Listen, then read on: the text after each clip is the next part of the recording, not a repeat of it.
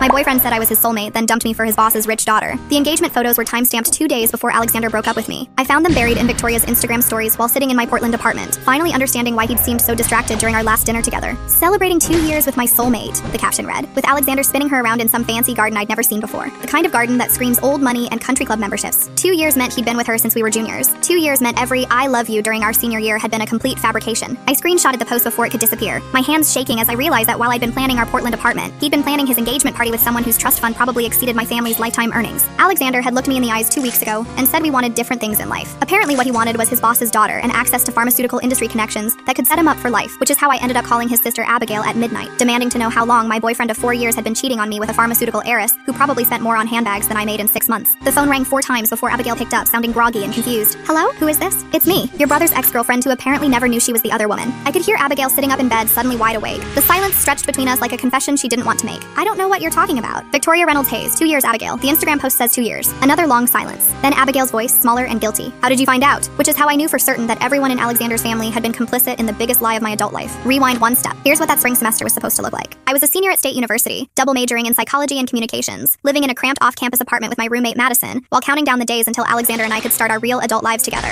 We'd been dating since freshman orientation, 4 years of late-night study sessions and shared dreams about the future we were building together. Our apartment was barely 500 square feet with a kitchen so small only one person could cook at a time, but it felt like home because Alexander was there constantly. He'd leave his textbooks stacked on our coffee table, his favorite sweatshirt draped over our couch, his toothbrush next to mine in the tiny bathroom. Madison used to joke that we were practically married already, the way we moved around each other in that cramped space. Alexander was everything I thought I wanted in a life partner. Pre-med track with a 3.9 GPA, incredibly driven about his career goals, and he had this way of making me feel like I was the most fascinating person on earth when he looked at me. We'd spend hours talking about our future plans, mapping out the next 5 years with the confidence of people who'd never experienced real disappointment. We had this routine every Sunday morning where we'd walk to the campus coffee shop and coordinate our schedules. Alexander would pull out his planner, I'd have my phone calendar open, and we'd sync everything from study sessions to date nights to family visits. The coffee shop knew us by name and would start making our usual orders when we walked in. Large dark roast for Alexander, medium vanilla latte for me, and we'd split a blueberry muffin while planning our week. Those Sunday mornings felt like practice for our future together. Alexander would always end these sessions saying something cheesy like, I can't wait to do this in our Portland apartment, or next year we'll be planning our real adult life together. I'd applied for a position at a youth advocacy nonprofit in Portland, and Alexander was planning to take a gap year before applying to medical schools on the West Coast. We'd researched neighborhoods, calculated cost of living, even started a shared savings account for our security deposit. The plan was simple: move across the country together, build careers we cared about, get engaged within a few years. The only detail that should have bothered me earlier was how secretive Alexander had become about his pharmaceutical internship that spring semester. He'd landed this position at Reynolds Pharmaceuticals through his academic advisor, or at least that's what he'd told me. Great pay for an internship, flexible hours that worked with his class schedule, and he claimed it would look incredible on his medical school applications. But whenever I asked about his day at the internship or tried to learn more about his boss and coworkers, he'd give these vague, evasive answers and quickly change the subject to something else. Before the internship, Alexander used to tell me everything about his classes, professors, even mundane details from his campus bookstore job. He'd share stories about difficult customers or funny conversations with coworkers, but with the pharmaceutical internship, everything became fine or busy or the usual. When I'd ask what projects he was working on or who he ate lunch with, he'd give generic answers that sounded rehearsed. I figured he was just being professional and discreet about confidential pharmaceutical research. Medical companies have strict policies about intellectual property, so it made sense that he couldn't discuss specific projects or share internal gossip about coworkers. At first, I brushed off Alexander working longer hours. Medical internships are demanding. Then he started canceling weekend plans more frequently. Saturday study dates became rare. Our Thursday night dinners at the campus diner turned into quick texts about being swamped with work. Our Sunday planning sessions became afternoon catch-ups, then evening check-ins, then nothing at all. When I brought up missing our routine, Alexander said we needed flexibility now that he had real-world responsibilities. I'm doing this for us, he'd say when I mentioned how little time we spent together. This internship could change everything for our future. I believed him because I wanted to support his ambitions. Because when someone you love tells you they're building a foundation for your shared future, you trust that they're being honest about their motivations and methods. The changes in Alexander's behavior were subtle at first, easy to rationalize as normal responses to increased academic and professional pressure. He'd check his phone constantly during our conversations, something he'd never done before in 4 years of dating. He'd receive text messages at weird hours, 10 p.m., 11 p.m., sometimes even later, and would immediately step away to respond privately, instead of just typing a quick reply while we continued talking. He started showering immediately when he came home from the internship, which seemed odd for an office job, but maybe pharmaceutical labs had specific hygiene requirements or chemical exposure protocols. Maybe I was overreacting to normal senior year stress until I noticed he'd stopped talking about Portland entirely. Every time I brought up apartment hunting or our timeline for moving after graduation, he'd get this distant, uncomfortable expression and mutter something vague about keeping options open and not making premature decisions. When I'd show him cute rental listings I'd found online or articles about Portland neighborhoods that seemed perfect for young professionals, he'd barely glance at his phone screen before saying we should wait until after graduation to make any concrete plans. This was completely different from his previous enthusiasm. During junior year, Alexander had researched Portland neighborhoods with me, made spreadsheets comparing job markets, talked about which coffee shops we'd make our regular spots. The sudden disinterest in Portland planning felt like a fundamental shift in his priorities and commitment to our relationship, but I couldn't understand what had changed or why he'd lost enthusiasm for plans we'd been making together for over a year. The first red flag I couldn't ignore happened 3 weeks before graduation. I was at Alexander's apartment, lying on his couch reading for finals while he worked on his laptop at the kitchen table. His phone had been buzzing with text messages messages all evening, and I could see him getting increasingly tense and distracted with each notification. Everything okay? I asked, looking up from my textbook. You seem stressed about something. Just work stuff, he said, but he closed his laptop abruptly and moved to the kitchen island, angling his phone away from me so I couldn't see the screen even if I wanted to. I heard him typing back rapidly, his fingers moving across the keyboard with the urgency of someone having an important conversation that couldn't wait until morning. Then his phone started ringing. He looked at the caller ID, then at me, then back at the phone. His whole demeanor changed instantly. He looked guilty and caught off guard, like a kid who'd been found sneaking cookies before dinner. I need to take this, he said, walking quickly into his bedroom and closing the door behind him with more force than necessary. I couldn't make out specific words through the thin apartment walls, but I could hear his tone change completely. Softer, more intimate, with the kind of warmth and affection he used to reserve for conversations with me during our early dating years. It was the voice he'd used when he'd call me before bed during freshman year just to hear about my day, or when he'd leave me voicemails saying how much he missed me during winter break when we were apart for 3 weeks. When Alexander came back out 20 minutes later, he seemed rattled and on edge. He kept running his hands through his hair repeatedly, which was something he only did when he was genuinely anxious about something important. Who was that? I asked, trying to keep my voice casual and non-accusatory. My supervisor at the internship, Dr. Reynolds, had some questions about a project I'm working on, but Dr. Reynolds was a 60-year-old pharmaceutical executive, and Alexander had never spoken to any of his professors or supervisors with a tender, intimate tone I'd heard through his bedroom door. Plus, it was 8 o'clock on a Tuesday night. What kind of professional supervisor calls their intern at that hour for a casual conversation about work projects? Everyone said it wasn't a big deal when I mentioned my concerns to Madison and our friend group. College relationships go through rough patches during senior year when everyone's stressed about graduation and future plans, they assured me. You're just anxious about graduation, Madison told me while we were making dinner in our tiny kitchen. Senior year makes everyone paranoid about their relationships because there's so much uncertainty about what comes next. Our friend Maya agreed when I brought it up during study group. Remember how weird Jake got before he graduated last year? He kept picking fights with Stephanie about nothing because he was freaking out about starting his real career. Even my mom dismissed my concerns when I called her for advice.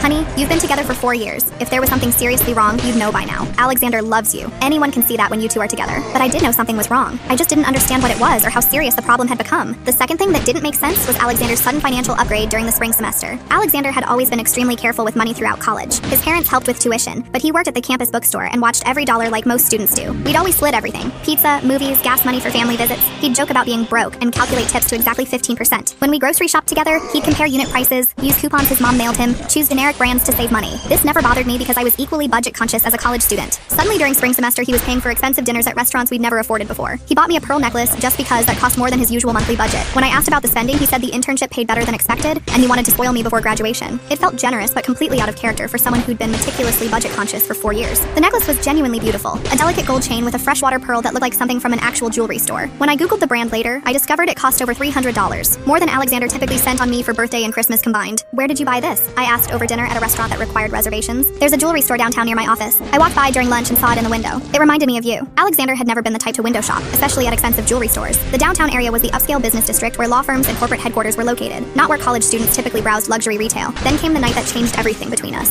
2 weeks before graduation, Alexander asked if we could have dinner at Romano's, this upscale Italian restaurant off campus that we'd only been to once before, for my 21st birthday the previous year. He seemed nervous and distracted throughout the meal, fidgeting with his cloth napkin and barely touching the expensive entree he'd ordered. The restaurant had white tablecloths, servers wearing actual uniforms instead of t-shirts, and menu prices that started at $30 for pasta dishes. It was the kind of place where they brought you complimentary bread with olive oil for dipping, and the wine list had options that cost more per bottle than most college students spent on groceries in a month. Alexander kept checking his watch and glancing toward the restaurant entrance like he was expecting someone to walk in and interrupt our dinner. When I asked if he was waiting for someone or if we needed to be somewhere else by a certain time, he said no, but he continued seeming distracted and preoccupied. I've been thinking a lot about what comes next for us, he started, and my heart jumped with excitement because I thought he was going to propose. We talked about marriage before, about wanting to be engaged by the time we were 25, about building a life together that would last decades. Instead, he told me he thought we should take a break from our relationship after graduation. I love you so much, he said, reaching across the white tablecloth to take my hand in both of his, but I think we might want different things in life now, and long-distance relationships are really difficult to maintain. I don't want us to end up resenting each other. I felt like I'd been physically punched in the stomach. The expensive restaurant suddenly felt suffocating, and I could barely catch my breath. What different things? We've been planning Portland together for over a year. I know, and I'm sorry for being confusing about our plans, but my internship has shown me new possibilities for my career. There might be opportunities here that I can't pass up. What opportunities? I can find a job here too. I don't have to take the Portland position. That's not fair to ask of you, he said, but he wouldn't look directly at me anymore. You should follow your dreams and take the nonprofit job you're excited about. The conversation went in circles for 2 hours. Alexander kept saying he loved me, but that timing was everything in relationships, and maybe we'd find our way back to each other someday when our careers were more established. He made it sound mature and selfless, like he was setting me free to pursue my professional goals without the complications of maintaining a long-distance relationship. We're so young, he said. Maybe we need to experience life separately before we can really commit to each other. But we'd been experiencing life together for 4 years. We'd grown up together, learned how to be adults together, figured out who we were as individuals and as a couple through shared experiences. I cried for 3 days straight after that dinner. Madison held me while I sobbed into my pillow, convinced I'd somehow failed the love of my life. That if I'd been more supportive of his internship or more understanding about his schedule, maybe he wouldn't have realized we weren't compatible. Maybe he's right, I kept saying through endless tears. Maybe I was holding him back from better opportunities. Maybe I was being selfish, expecting him to prioritize our relationship over career advancement. Don't you dare blame yourself, Madison said firmly. If Alexander wanted different things, he should have been honest months ago instead of stringing you along with Portland plans he never intended to follow through on. but I couldn't shake the feeling I'd missed something crucial. Some sign that Alexander was outgrowing our college relationship and needed freedom to pursue bigger opportunities than what we'd planned together. We still had 2 weeks of school left, but Alexander became a ghost on campus. He'd nod politely if we passed each other, but the warmth was entirely gone from his eyes. Like 4 years of intimate history had been erased overnight. I tried giving him space, thinking maybe he needed time to process his own feelings about ending our relationship, but when I saw him laughing with friends at the campus center, he looked completely fine. Relieved even, like ending things had lifted some burden. At graduation, I spotted him from across the ceremony field, but he was sitting with well-dressed strangers who looked like they belonged at country clubs rather than college graduations. Expensive suits and jewelry that screamed generational wealth. When I tried catching his eye during the ceremony, hoping we could at least acknowledge each other on this important day, he looked right through me like I was a complete stranger. I moved to Portland as planned and threw myself into my nonprofit job. The work was fulfilling, but I spent evenings wondering what I could have done differently to prevent Alexander from realizing we weren't compatible. Madison visited me twice that first summer, and both times she found me stalking Alexander's social media profiles, looking desperately for clues about what career opportunities had been more important than our 4-year relationship. His Instagram had gone completely dark after graduation. No posts, no stories, nothing. His Facebook was equally silent, which was particularly strange because Alexander had always been active on social media throughout college. During our relationship, he'd posted photos of us constantly, study dates at the library, weekend trips to visit each other's families, random moments he thought were cute or funny or worth documenting. His social media had been like a digital scrapbook of our relationship, chronicling our growth from nervous freshmen to confident seniors ready to take on the world together. The sudden complete silence felt deliberate and suspicious, like he was intentionally hiding aspects of his new life that he didn't want me or our mutual college friends to discover. All I wanted was closure, and some understanding of why our relationship had ended so abruptly. Somehow that reasonable desire for answers turned into an obsessive investigation that consumed months of my mental energy. The first piece of concrete evidence was small but impossible to ignore. 3 months after graduation, I was scrolling through LinkedIn during my lunch break at the nonprofit when I saw that Alexander had updated his professional profile. He was now listed as Medical Research Associate at Reynolds Pharmaceuticals, which wasn't necessarily surprising since lots of successful interns get hired full-time. The detail that made me pause was that his profile stated he'd been in that position since January of our senior year. January was when Alexander had still been enthusiastically discussing medical school applications with me. January was when he was supposedly just a part-time intern learning about the pharmaceutical industry, but according to his professional profile, he'd been a full-time employee with a permanent position the entire spring semester. I screenshot the LinkedIn profile and sent it to Madison with a question mark emoji, not sure what to make of the discrepancy. Maybe he just backdated his start date for resume purposes? She texted back. People do that sometimes to make their career progression look more linear. Maybe that explanation made sense. But why would someone lie to their girlfriend of 4 years about being an intern when they were actually a full-time employee with a permanent position? And why keep that professional advancement secret from someone you were supposedly planning a future with? I started thinking back to all the conversations Alexander and I had had about his internship during the spring semester, how he'd always been vague about his specific responsibilities, how he'd seemed to have more scheduling flexibility than most interns typically get, how he'd been able to afford expensive dinners and gifts on what should have been an intern's limited salary. The timeline discrepancies were starting to paint a picture that made me uncomfortable, but I wasn't ready to jump to conclusions about what they might mean. The second piece of evidence made denial much more difficult to maintain. I was home visiting my parents for Labor Day weekend when I ran into Alexander's younger sister Abigail at our local grocery store. We'd always gotten along well during the years I'd been dating her brother, and seeing her felt like a bittersweet punch of nostalgia. "Oh my goodness, how are you doing?" she said, seeming genuinely happy and surprised to see me. "I was so shocked when Alexander told our family about you guys breaking up. We all thought you two were going to get married after graduation." We chatted for a few minutes about my new job in Portland and how I was adjusting to life in a different city. Abigail told me she was working as a teacher's aide while taking graduate school prerequisite courses, and I told her about the nonprofit work I was doing with at-risk teenagers. Then she mentioned something that made my blood freeze in my veins. "At least Alexander seems really happy with his new position at the company. Mom was so worried about him taking such a big step right out of college, but Daddy's company has been really good to our whole family over the years." "Daddy's company?" I asked, trying to keep my voice neutral. "Yeah, Reynolds Pharmaceuticals. Daddy's been working there for like 15 years now. That's actually how Alexander was able to get his foot in the door in the first place." I tried to maintain a normal expression, but my mind was racing with new information that completely contradicted everything Alexander had told me about his internship and job prospects. Alexander had never mentioned that his father worked at Reynolds Pharmaceuticals. He'd made it sound like he'd gotten the internship purely through academic merit and his advisor's professional connections, not through family nepotism. "That's really great," I managed to say. "It's always nice when families can help each other out with career opportunities." "Well, you know how it is in the professional world. Sometimes it's not what you know, it's who you know," Abigail said with a laugh. "Plus, Dr. Reynolds' daughter seems to really like Alexander, so Mom thinks that might help his long-term career prospects at the company too." She said it so casually, like it was common family knowledge that everyone had been discussing. Like everyone knew that Alexander was developing some kind of relationship with his boss's daughter. Everyone except his girlfriend of 4 years, apparently. "Dr. Reynolds' daughter?" I asked, trying to sound mildly curious instead of increasingly panicked. "Victoria. She's really sweet, and she's been showing Alexander the ropes at the company since he started there full-time. Mom met her at the company picnic back in June and just gushed about how lovely and accomplished she was." June. Alexander and I had broken up in mid-May, which meant he'd been bringing someone new to family events within just a few weeks of ending our 4-year relationship. After Abigail walked away to continue her grocery shopping, I sat in my car in the parking lot for almost 30 minutes, trying to piece together the implications of what I'd just learned. Alexander's father worked at Reynolds Pharmaceuticals and had helped him get hired. Alexander had lied to me about how he'd obtained the position, claiming it was based on merit rather than family connections. And the CEO's daughter apparently really liked Alexander and had already been introduced to his family as someone significant in his life. None of this necessarily constituted cheating or betrayal, but it definitely represented major lies by omission, the kind of deception that reframes everything you thought you understood about your relationship and your partner's honesty. I called Madison from the grocery store parking lot, barely able to get the words out coherently. "His dad works at the pharmaceutical company," I said. "Alexander got the job because his father works there, not because of his grades or his advisor's recommendation. And there's apparently some woman, the boss's daughter, who likes him and has already met his family." "Okay, slow down and take a deep breath," Madison said. "That doesn't necessarily mean anything romantic was happening. Maybe his dad had just helped him get an interview, and maybe this Victoria person is just a colleague who's being friendly. Madison, he lied to me about how he got the position. That's a pretty significant thing to be dishonest about. And Abigail made it sound like this Victoria woman has been involved with Alexander for a while, not just recently. Did Abigail actually say they were dating, or are you reading romantic implications into what might just be a professional mentorship situation? She said Victoria really likes Alexander, and that it might help his career prospects. And she mentioned that his mom met Victoria at a company event in June, which was only a few weeks after he broke up with me. Maybe they're just friends, or maybe his family is reading more into a professional relationship than what's actually there. But even Madison sounded less convinced than usual, like she was starting to see that the timeline and circumstances were genuinely suspicious rather than products of my post-breakup paranoia. The third piece of evidence eliminated any remaining doubt I had about what had really happened during our senior year. When I returned to Portland from visiting my parents, I couldn't let go of my questions about Alexander's new life and career trajectory. I started researching Reynolds Pharmaceuticals online, trying to understand what kind of company he was working for, and what Dr. Reynolds' family situation looked like. Dr. Richard Reynolds was the founder and CEO of a mid-sized pharmaceutical company specializing in pediatric medications. The company website had an entire section dedicated to their commitment to family values and community involvement, featuring photos of Dr. Reynolds, his wife, and their daughter at various corporate events and charity galas. The daughter's name was Victoria Reynolds Hayes. She was 26 years old, had an MBA from Northwestern University, and worked as the company's director of strategic development. She was also absolutely stunning, with the kind of polished, sophisticated appearance that screamed generational wealth and elite education. Her LinkedIn profile was impressively comprehensive in a way that made my nonprofit job feel small and insignificant by comparison. She'd completed internships at Fortune 500 companies, had glowing recommendations from executives I'd actually heard of, and belonged to professional organizations that probably cost more to join than I made in several months. But what made me feel physically ill was discovering a photo from a company retreat that had taken place in March of our senior year. It was a group shot of all the Reynolds Pharmaceuticals employees at some luxury resort, probably costing more per night than most people spend on rent. I had to zoom in and scroll through several different versions of the photo before I found Alexander. But there he was, standing directly behind Victoria Reynolds Hayes with his hands resting on her shoulders. The photo was dated March 15th. Alexander and I had definitely been together in March. I'd spent that entire weekend at his apartment because I'd had a terrible stomach bug, and he'd taken care of me, bringing me soup and ginger ale while I recovered on his couch. A week after that caring, intimate weekend together, he was at company retreats with his hands on another woman's shoulders in ways that were unmistakably romantic and intimate rather than casually professional. The body language in the photo was impossible to misinterpret. The way Alexander was leaning into Victoria, the way she was tilting her head back toward him, the comfortable familiarity of their physical positioning. This wasn't the posture of colleagues or casual acquaintances. I screenshot the photo and spent the next several hours going through every company event photo I could find on Reynolds Pharmaceuticals website and social media accounts. Alexander appeared in multiple photos throughout the spring semester, always positioned near Victoria, always looking relaxed and comfortable in ways that suggested their relationship wasn't new or developing. In one photo from a charity gala in February, Alexander and Victoria were dancing together, her hand on his shoulder, both of them smiling at something off camera. In another photo from the company's holiday party, they were standing close together by the bar, both laughing and holding cocktails. The holiday party photo was dated December 15th. Alexander and I had been very much together in December. In fact, that specific weekend I'd been home with my family for winter break, and Alexander had said he was staying on campus to work on medical school applications and study for upcoming finals. Apparently, he'd been attending holiday parties with his future girlfriend, instead of doing any of the academic work he'd claimed was keeping him busy. That's when the social blowback started from people I trusted to support me. I called Madison, barely able to speak through my tears as I tried to explain what I'd discovered about Abigail, Dr. Reynolds' daughter, and the company photos that proved Alexander had been in an intimate relationship throughout our senior year. I think he was cheating on me for months, I said. I think he was planning his future with her while still pretending to plan Portland with me. Honey, you don't know that for certain, Madison said, but her tone had changed significantly. She sounded less dismissive than before, more willing to consider that my concerns might be legitimate. Maybe they're just close friends. Maybe the photos look more intimate than the relationship actually was. You don't put your hands on a friend's shoulders like that at work retreats. You don't dance with colleagues at charity galas when you have a serious girlfriend at home. These photos show obvious romantic intimacy. Okay, but even if something was going on between them, it's over now regardless. You guys broke up months ago. Maybe it's time to focus on moving forward instead of digging deeper into Alexander's personal life. But I couldn't move forward when I felt like my entire senior year had been an elaborate performance, designed to hide the fact that my boyfriend was building a future with someone else, when the person I trusted most in the world had been systematically lying to me about the most fundamental aspects of his life and priorities. People I'd counted on for emotional support started treating me like I was being irrational and obsessive about a college relationship that had run its natural course. Madison thought I was making romantic connections that weren't necessarily there because I was hurt and jealous about Alexander moving on with someone who was obviously wealthier and more professionally accomplished than I was. My mom was even worse when I tried to explain the timeline discrepancies and photographic evidence I'd uncovered. You need to accept that Alexander has moved on with his life. Calling his new relationship cheating isn't going to change anything, and it's not going to help you heal from the breakup. I'm not trying to get him back. I'm trying to understand what actually happened to me during our senior year. What happened is that you had a college relationship that ran its natural course. That's completely normal and healthy. Mom, he was dancing with her at company parties in December while still making Portland plans with me in January. He was at work retreats with her in March while I was taking care of him during his stomach flu. You don't know that those photos mean what you think they mean. You're reading romantic implications into workplace interactions because you're hurt about the breakup. No one wanted to believe that Alexander had been systematically lying and potentially cheating throughout our senior year. It was much easier to characterize me as a bitter ex-girlfriend who couldn't accept that her college boyfriend had found someone new and better. But I knew what I'd seen in those photos, and I knew the timeline didn't add up to innocent workplace friendships and coincidental career opportunities. My friends in Portland tried to be supportive, but they didn't really understand the situation because they'd never met Alexander, didn't know our relationship history, and couldn't grasp why I was so focused on proving my ex had been dishonest. Even if Alexander was cheating, my friend Jordan said during drinks one evening, what difference does it make now? You're better off without him either way. It makes a difference to me, I said. It makes a difference to know whether I was completely delusional for 4 years or whether my instincts about something being wrong were actually correct. Now it wasn't just about heartbreak and disappointment. It was about my sanity and my ability to trust my own own judgment in future relationships. I started questioning everything about our 4 years together. Had any of Alexander's affection and future planning been genuine? When he told me he loved me, was he mentally comparing me to Victoria? When we made Portland plans, did he already know he was never going to follow through because he'd committed his future to someone else? The worst part was wondering whether Victoria had known about me throughout their relationship, whether she'd known she was involved with someone who had a serious girlfriend, or whether Alexander had lied to her about his relationship status,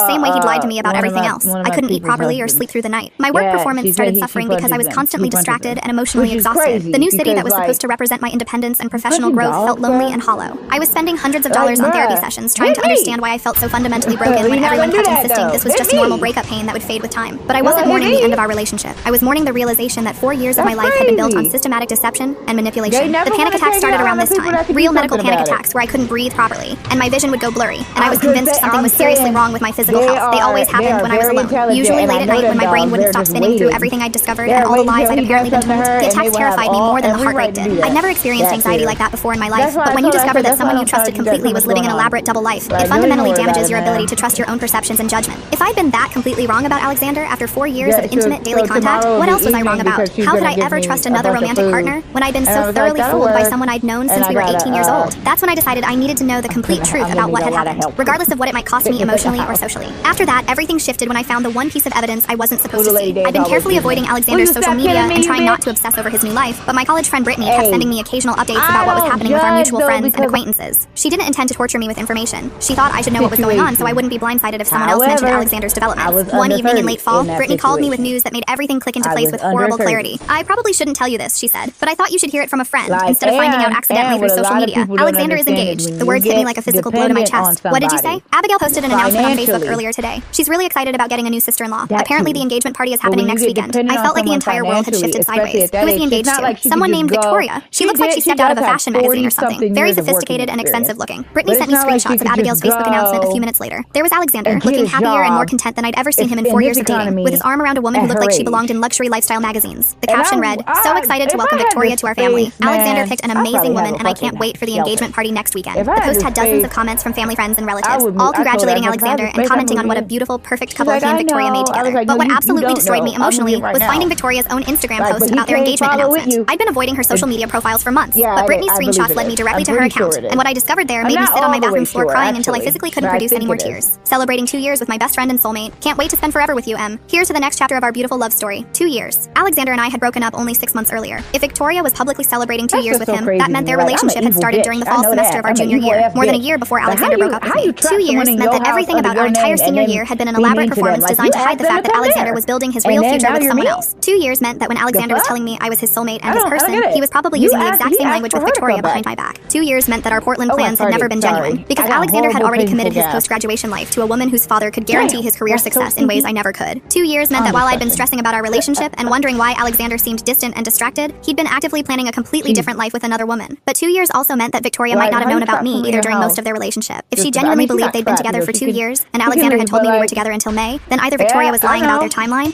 or Alexander had been systematically deceiving both of us. I went in calmer than I felt when I finally decided to confront the situation directly and get answers to questions that had been consuming my mental energy for months. I spent the 6-hour drive from Portland back to our college town practicing what I wanted to say to the people who might be willing to fill in the gaps in my understanding of what had actually happened during our senior year. Not to Alexander. His months of silence had already told me everything I needed to know about his character and his willingness to be honest about his behavior. But to people like Abigail and potentially even Victoria herself, who might be willing to help me understand the complete timeline of events, I'd called ahead and made plans to visit a few old college friends, using the excuse that I was coming back for homecoming weekend festivities. It wasn't technically a lie. Homecoming was that weekend, but I had zero intention of attending any of the official university events. I started with Abigail, hoping that Alexander's sister might be willing to help me understand what had really happened and when various relationship developments had occurred. I found her working the evening shift at a coffee shop where she had a part-time job during college, now managing the place while she completed graduate school applications in education. She seemed genuinely happy and surprised to see me, which made what I needed to ask her even more difficult than I'd anticipated. We spent a few minutes catching up on normal topics. She told me about her plans for graduate school and her hopes of becoming a high school history teacher. I told her about Portland and my work with at-risk teenagers, trying to delay the real conversation I needed to have. Finally, I took a deep breath and decided to ask the direct question I'd driven 6 hours to get answered. I need to ask you something, and I hope you'll be honest with me because I think I deserve to know the truth, I said. How long has Alexander actually been in a relationship with Victoria?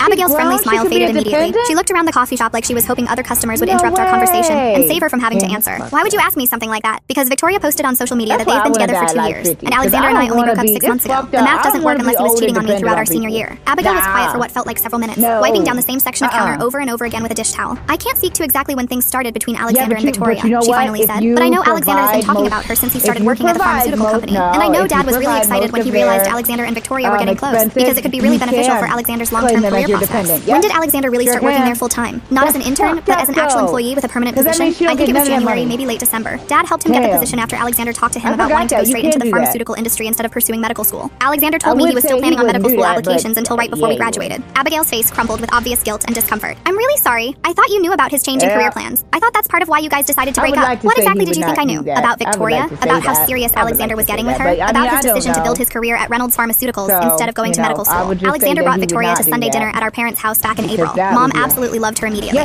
She kept talking about what a positive influence Victoria was on Alexander, how she was helping him think more strategically about his professional future. April. Alexander had been bringing Victoria to family dinners in April while still enthusiastically making Portland plans with me and talking about our shared future. Did your parents know Alexander and I were still together when he started bringing Victoria to family events? Abigail looked absolutely miserable. I think they assumed you guys had broken up when Alexander started bringing Victoria around to family gatherings. When I mentioned you once during dinner, Mom said something about how it was good that Alexander was moving on from his college girlfriend and focusing on more mature relationship goals. It was the closest thing to a direct confession about the timeline that I was going to get from anyone in Alexander's family. But I needed to hear the truth from someone who had been directly involved in the situation, rather than just observing it from the outside. I led with the simplest, most direct truth when I finally managed to track down Victoria Reynolds Hayes herself. I'd found her Instagram handle through her company bio on the Reynolds Pharmaceuticals website, and she'd posted about having coffee at a trendy downtown place that Saturday morning. Based on her aesthetic preferences and the background visible in her photos, it wasn't difficult to figure out which specific trendy coffee place she was likely to choose. I spotted her immediately when I walked into the cafe. She was even more stunning in person than in her professional photos, with the kind of effortless elegance and sophisticated style that comes from never having to worry about money or wonder whether you can afford the things you want. She was sitting alone at a corner table, scrolling through her phone with a large iced coffee and an expensive-looking pastry she hadn't touched yet. Everything about Victoria screamed wealth, education, and social connections. Her handbag probably cost more than I made in 2 or 3 months at the nonprofit. Her jewelry was delicate and clearly expensive. Even her casual weekend outfit looked like it came from boutique stores rather than department stores or online retailers. I walked over to her table, my heart pounding so loudly I was convinced she could hear it from several feet away. Victoria, I'm sorry to bother you, but I'm Brooke, Alexander's ex-girlfriend. I was wondering if we could talk for just a few minutes. She looked up at me with perfectly applied makeup and an expression I couldn't immediately read. I know who you are, she said quietly. That response stopped me completely in my tracks. You do? Alexander told me about you. He mentioned that you two had dated during college. I sat down in the chair across from her without waiting for an invitation. Did he tell you we dated until this past May? That we were together for 4 years and were planning to move in together after graduation? Victoria's face went visibly pale. She set down her coffee cup and stared directly at me. He told me you guys had broken up during junior year, she said, her voice barely above a whisper. He said it was amicable but that you'd stayed friends after the breakup. He also said you were dating someone new and seemed really happy. I pulled out my phone and showed her some of the screenshots I'd saved over the past few months. Photos of Alexander and me together from spring semester, including one from March where we were clearly together as a happy couple at a friend's birthday party. This was taken a week before that company retreat where you and Alexander looked pretty romantic together in the group photo I found on your website. Victoria stared at the photos on my phone screen for a long time. When she finally looked back up at me, there were genuine tears in her eyes. I would never have gotten involved with Alexander if I'd known he was still in a serious relationship with someone else. My parents raised me to have better moral standards than that. How long have you and Alexander actually been together? We started talking casually in January when he joined the company as a full-time employee. We went on our first official date in February, but Alexander told me he'd been single for over a year and was ready to start building something serious with the right person. Alexander and I were together until May 15th. We had the official breakup conversation on May 15th, exactly 2 weeks before graduation. Victoria put her head in her hands. Oh my god, I helped him cheat on you for months. I had absolutely no idea. For the first time in many months, I felt like someone actually believed what I was telling them. Someone else could see that the timeline didn't make sense, that Alexander had been systematically lying to multiple people, and that my concerns weren't just jealousy or post-breakup paranoia. I'm not telling you this to try to ruin your engagement, I said. I just needed someone else to acknowledge that what happened to me was real, that I wasn't completely delusional for thinking something was wrong during our senior year. You definitely weren't delusional, Victoria said firmly, and I need to have a very serious conversation with my fiancé about honesty, respect, and the foundation of our relationship. We ended up talking for another hour and a half. Victoria filled in details about Alexander's career trajectory at Reynolds Pharmaceuticals, how her father had fast-tracked his promotion and given him access to opportunities that would normally take years to earn, and how Alexander had been discussing marriage and family planning almost from the very beginning of their relationship. Alexander was so charming and focused when we first started getting to know each other, Victoria said. He seemed different from the other men I dated, more genuine, more interested in building something substantial for the long term. He talked constantly about wanting to find the right person to build a real life with, about being ready to settle down and start planning for the future. She also told me something that made my stomach turn with a mixture of anger and vindication. Alexander talks about you sometimes, she said. He refers to you as his biggest regret from college. He says he wishes things could have ended differently between you two, but that ultimately you wanted different things from life and the relationship. He's still telling people that lie. Apparently so, even to me, and I'm supposed to be the person he's planning to marry. Victoria explained that Alexander had presented our breakup as completely mutual and inevitable, something that had happened after mature conversations about our incompatible life goals. He told her that we'd grown apart during senior year, that I'd become increasingly focused on my career ambitions while he'd realized he wanted different things from a long-term partner. He made you sound really ambitious and career-driven, Victoria said, like you were the one who prioritized professional success over relationship commitment. It was a masterful revision of history. Alexander had taken the actual truth, that he'd chosen his career advancement and financial security over our relationship, and completely flipped it to make me the villain in our story. That's not what happened at all, I said. I would have given up the Portland job offer to stay here with him. I would have supported whatever career path he chose, including pharmaceutical work instead of medical school. He's the one who chose his professional prospects over our relationship. Specifically, he chose your father's company. company and the opportunities that came with dating the CEO's daughter. Victoria looked genuinely sick to her stomach. Are you telling me he pursued a relationship with me primarily for career advancement? I think Alexander pursued you for multiple reasons, and I'm sure his feelings for you are genuine in their own way. But I don't think it's a coincidence that he fell in love with his boss's daughter right around the time he decided he didn't want to be a financially struggling medical student anymore. We sat in uncomfortable silence for a few minutes, both of us processing the implications of everything we'd learned and shared. I feel so incredibly stupid, Victoria finally said. I thought I was special to him. I thought he chose me because he genuinely loved who I am as a person. You are special, I said, and I meant it sincerely. And Alexander probably does love you in whatever way he's capable of loving someone. But he also clearly chose you because being with you comes with professional and financial benefits that being with me could never have provided. When I left the coffee shop, Victoria was making what sounded like a very tense phone call. I couldn't hear the specific words she was saying, but her tone was sharp and angry, and I got the impression she was confronting someone about serious lies they told her. I never found out exactly what happened between Victoria and Alexander immediately after our conversation, but I didn't really need those details to feel satisfied that I'd finally gotten the validation and answers I'd been seeking. It didn't look like TV justice with dramatic confrontations and perfect revenge, but here's what actually changed over the following weeks and months. 3 days after my conversation with Victoria, Alexander finally responded to multiple messages I'd sent him months earlier, asking for honest explanations about our relationship and breakup. It was a very long text message, full of apologies and partial explanations that didn't quite explain anything substantial. He said he'd been confused about what he wanted during our senior year, that he'd never intended to hurt me, and that the situation had gotten more complicated than he'd known how to handle at the time. He claimed that his feelings for Victoria had developed gradually and naturally, and that he'd broken up with me as soon as he realized he wasn't being emotionally fair to either of us. He said he'd wanted to tell me the complete truth about his changing feelings, but hadn't known how to have that conversation without causing me unnecessary pain. Alexander didn't admit to deliberate cheating or systematic deception, but he did acknowledge that the timeline of events had been messy and poorly handled, and that he should have been much more honest with me about his evolving feelings and career priorities. I know I hurt you badly, he wrote in the final paragraph, and I know I handled everything completely wrong. You deserved so much better from me, and I'm sorry I wasn't brave enough to be honest with you when it would have mattered. It wasn't the full confession I'd been hoping for, but it was clear validation that my instincts during our senior year had been completely correct. The red flags I'd noticed were real warning signs, not products of my imagination or insecurity. More importantly, other people started believing me and acknowledging that my concerns had been legitimate all along. Madison called to apologize for dismissing my worries and suspicions for so many months. I should have trusted your judgment from the beginning, she said. I was so focused on trying to help you move on from the breakup that I didn't really listen to what you were trying to tell me about the timeline and evidence you'd found. Abigail sent me a long message saying she was sorry for not speaking up sooner about what she'd known regarding Alexander and Victoria's relationship. She said she suspected something wasn't right about the timing, but hadn't wanted to get involved in family drama. I should have told you about Victoria when I saw you at the grocery store, she wrote. I knew the timeline didn't make sense, but I didn't want to be the person responsible for delivering bad news to someone who'd already been hurt. Even my mom admitted that the timeline and evidence I'd uncovered was genuinely suspicious, and that she was proud of me for trusting my intuition and fighting for the truth despite social pressure to just move on. Brittany told me that Victoria had broken off her engagement to Alexander approximately 2 weeks after our coffee shop conversation. Apparently, Victoria had hired a private investigator to look more deeply into Alexander's past relationships and personal history, and she discovered several other significant lies he told her about his romantic history and career motivations.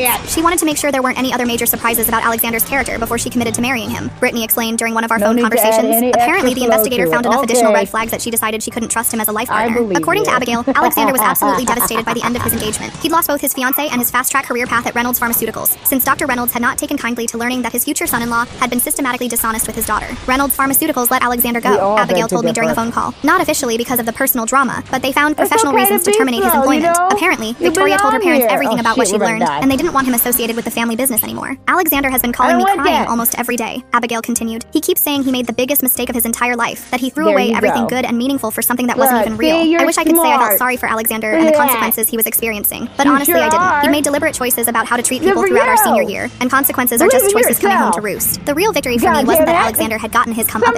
It was that I'd finally gotten my sanity and self-confidence back after months of questioning my own memory and judgment. For the better part of a year, I'd been told by multiple people that I was being dramatic, jealous, and obsessive about a college relationship that had simply run its natural course. I'd started to believe that maybe I was making mountains out of molehills, that maybe I needed to just accept that college relationships end and focus on moving forward with my adult life. But I'd been absolutely right all along about everything. My relationship had ended because of systematic lies and emotional betrayal, not because Alexander and I had naturally grown apart or developed incompatible life goals. The red flags I'd noticed throughout our senior year were genuine warning signs, not paranoid fantasies created by my insecurity. That validation changed everything about how I felt about myself and my ability to trust my own perceptions. I stopped having panic attacks for the first time in months. I stopped questioning every decision I'd made during our 4-year relationship. I stopped wondering whether I'd somehow driven Alexander away or failed to be the kind of girlfriend he needed and deserved. Instead, I started channeling my emotional energy in much more productive directions. I threw myself into my work at the nonprofit with renewed focus and passion. I started developing new program initiatives for teenagers dealing with family dysfunction and emotional manipulation, drawing from my own recent experience with gaslighting and psychological manipulation. It felt deeply meaningful to help young people recognize unhealthy relationship patterns and develop stronger personal boundaries with family members and romantic partners, teaching them that their feelings and perceptions were valid, that they should trust their instincts when something felt wrong, even when adults around them were insisting everything was fine. I also started attending therapy specifically focused on trust issues and healthy boundary setting in relationships, not because I was fundamentally broken by what Alexander had done, but because I wanted to make sure I never ignored obvious red flags again in future romantic relationships. Here's how my life looks now, 3 years after everything happened. I'm still living in Portland, but I've been promoted twice at the nonprofit, and I'm now the director of our youth advocacy program. I genuinely love my job, my coworkers, and the city I get to call home. The program I developed for teenagers dealing with emotional manipulation and family dysfunction has helped over 200 young people recognize unhealthy relationship patterns and develop stronger personal boundaries. It's become a model that other organizations across the country have adopted and adapted for their own communities. I've been in a relationship with someone new for over a year now, a social worker named Aaron who's refreshingly honest about everything, even completely boring details of his daily life. He tells me about his day at work without me having to ask probing questions, introduces me to his colleagues and friends from the very beginning, and includes me in his future planning from the start of our relationship. Our relationship feels completely different from what I experienced with Alexander. And not just because Aaron isn't systematically lying to me about major aspects of his life. It's different because I trust my own instincts now. I know what red flags look like, and I know that my gut feelings about people and situations are worth paying attention to. Aaron knows the complete story about Alexander and Victoria and everything I went through to discover the truth. I told him everything on our third date because I wanted him to understand why I might sometimes seem hyper-vigilant about honesty and communication in relationships. Instead of being scared away by my baggage, Aaron appreciated my directness and made it clear that transparency and open communication were equally important to him. I never want you to wonder what I'm thinking or what I'm doing, he told me early in our relationship. That's not love, that's anxiety, and you deserve better than that. I don't obsess over Alexander's social media anymore, or seek out information about his current life, but Brittany occasionally gives me updates about the family drama and long-term consequences he's still dealing with. Apparently Alexander is working at a different pharmaceutical company now, for significantly less money and with much fewer advancement opportunities than what he'd had at Reynolds Pharmaceuticals. According to Abigail, he's been dating someone new but having serious trust and commitment issues that are affecting his ability to build healthy relationships. Alexander keeps talking about how hard it is to find someone genuine and trustworthy. Abigail told me during one of our occasional phone conversations, it's like he doesn't realize that he's the one who created trust problems in his romantic relationships through his own dishonesty. Victoria, meanwhile, got engaged to someone else, a lawyer she'd known from her Northwestern MBA program, who her family apparently adores. From what I can tell through our mutual social media connections, she learned important lessons from her experience with Alexander and made sure to thoroughly investigate her new partner's background and relationship history before making any long-term commitments. I'm genuinely happy for Victoria and glad she found someone who deserves her trust and commitment. She got manipulated and deceived just like I did, and she deserves a partner who won't lie to her about fundamental facts of their relationship. Victoria actually reached out to me about a year after everything happened, sending me a thoughtful message apologizing again for her unknowing role in Alexander's deception and thanking me for having the courage to tell her the truth about the timeline. I learned so much about myself from that whole experience, she wrote. About the importance of asking direct questions instead of just accepting someone's version of their past. About doing my own research instead of just taking someone's word about their history. I think you might have saved me from making the biggest mistake of my life. We're not close friends, that would be too weird given our shared history, but we follow each other on social media and occasionally like each other's posts. It's a strange kind of solidarity, but it works for both of us. As for me, I've learned that sometimes the most important thing you can do for yourself is trust your own perceptions when everyone around you is telling you to let things go. The people who encouraged me to move on and stop being dramatic about Alexander's behavior weren't necessarily trying to hurt me. They were probably trying to protect me from additional pain. Or maybe they were just uncomfortable with the messiness of betrayal and deception. But sometimes the only way to get through emotional pain is to go straight through it, rather than around it. Sometimes you have to be willing to look obsessive or bitter or crazy in order to fight for the truth about what happened to you. And sometimes the truth is exactly what you suspected all along, even when everyone around you is insisting you're wrong and should just move on. I still work with teenagers who are dealing with gaslighting and emotional manipulation in their family relationships and romantic situations. One of the very first things I tell them is that their feelings and perceptions matter, that they should trust their instincts when something feels wrong, even if the adults around them are saying everything is perfectly fine. Trust your gut instincts, I tell them regularly. They're usually right, even when your brain is trying to rationalize away the red flags because you want to believe the best about people you care about. I wish someone had told me that during my senior year of college. I wish I'd trusted my instincts about Alexander's increasing secretiveness instead of making excuses for behavior that I knew didn't feel right. But I also know that I had to go through that entire experience to become the person I am today. Someone who values honesty over comfort, who asks direct questions even when they're uncomfortable, who won't ignore red flags just because it's easier than confronting difficult truths about people I care about. Alexander taught me what love isn't supposed to look like. Aaron is teaching me what healthy love actually looks like in practice. And Victoria taught me that sometimes the person you initially think is your enemy is actually just another victim of the same lies and manipulation. The most surprising thing about this whole experience is that I'm genuinely grateful for it now. Not grateful that it happened, because it was genuinely painful and traumatic, but grateful for what it taught me about myself, about relationships, and about the importance of fighting for truth even when it's inconvenient. I know how to recognize emotional manipulation now. I know the difference between someone who's genuinely busy with work responsibilities and someone who's hiding important aspects of their life. I know that healthy relationships require transparency and honesty, not just passion and chemistry. Most importantly, I know that I'm the kind of person who will fight for the truth about what happened to me, even when it's painful, and even when everyone around me is telling me to let things go and move on. He told me I wasn't the kind of person worth being completely honest with. Turns out I'm exactly the kind of person worth fighting for the truth. Thanks for watching. Don't forget to subscribe, like, and drop your favorite part in the comments. See you in the next one.